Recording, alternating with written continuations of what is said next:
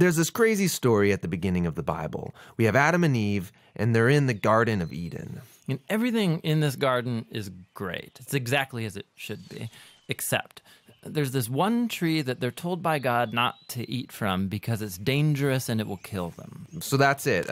Avoid this fruit tree and we're fine. Right. It seems pretty simple. But in this garden, there's a snake. And it starts telling a different story. It says that if you eat of this tree, it's not going to kill you. In fact, it's going to make you become like God. And Adam and Eve, they believe the snake and they eat the fruit. And because of this, the goodness of the garden is tragically lost and evil and death enters into God's good world. Now, why is there a talking snake in the garden? I mean, this thing is a problem. Yeah, it's very strange. And even more strange is the fact that the Bible doesn't say why or how this thing even got there. It just presents the snake as this creature who's in rebellion against God and that wants to get other people to doubt God's goodness and lead them on a path towards death.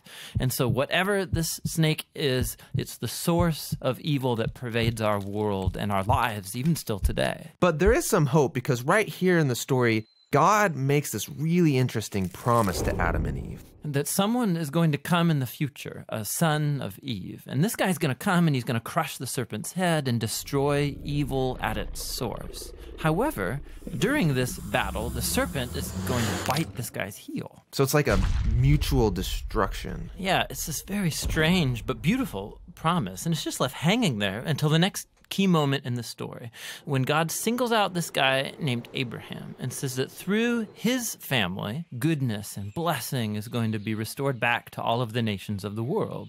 And as we follow this family, we get to one of Abraham's great-grandsons, this guy named Judah. And he receives this promise that a king is going to come from his line and that the whole world's going to follow this king and he's going to bring peace and harmony and there'll be lots of food and wine and milk and vineyards and it's going to be awesome. The first king that we meet from the line of Judah is a guy named King David. And he's a hero. Maybe he is the snake crusher. But it turns out that David is infected with the same evil as the rest of humanity. He never crushes the snake, just the opposite. However, God makes a promise to David that this king is going to eventually come from his line. But as you go on in the story, one by one, each generation of his sons, they're just total chumps. They give in to the snake, they choose evil, they go after money and sex and power and following other gods. Things get so bad that they run the nation of Israel right into the ground, and the big bad empire of Babylon just takes them out. And so now there are no more kings to even fulfill this promise. So it seems like the whole plan is lost. But during these dark days, there's this crazy group of guys called prophets, and they just kept talking about this coming king and reminding us of the promise that he'll come, he'll defeat evil, he'll restore the garden. Now, one specific prophet, Isaiah, he tells us more about why this king is bitten. Isaiah says that the promised king receives this wound because of humanity's evil, and that it kills him. But then all of a sudden he comes back, and Isaiah says it's because he suffered this wound that he can now become a source of healing to other people.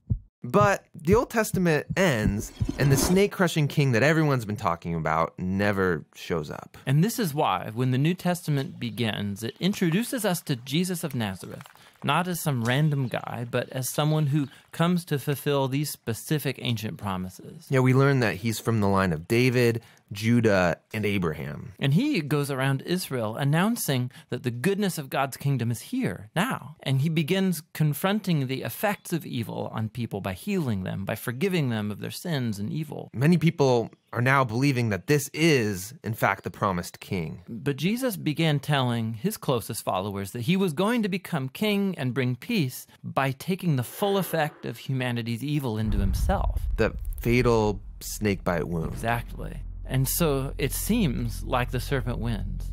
And this story actually would be a tragedy except for what happens next. Jesus rises from the dead.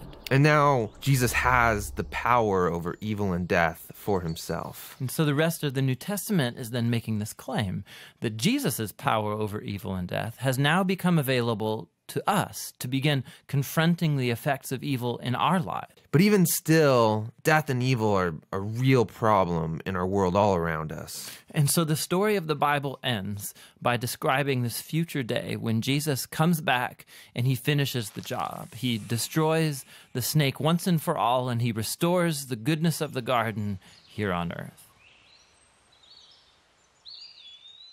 Hey, this is Tim. And this is John. We think one of the best ways to understand the Bible is to trace the key themes from its beginning all the way through to the end. We also make videos that walk through the literary structure of every book of the Bible and how it relates to the whole. Here's something you didn't know. John and I were roommates in college, and we lived in the basement of a dirty old house. We're a nonprofit, and we'd love to keep these videos free for everyone, but we need your help. You can go to jointhebibleproject.com and you can get full-res versions of these videos. You can download the study guide. It's all for free. jointhebibleproject.com.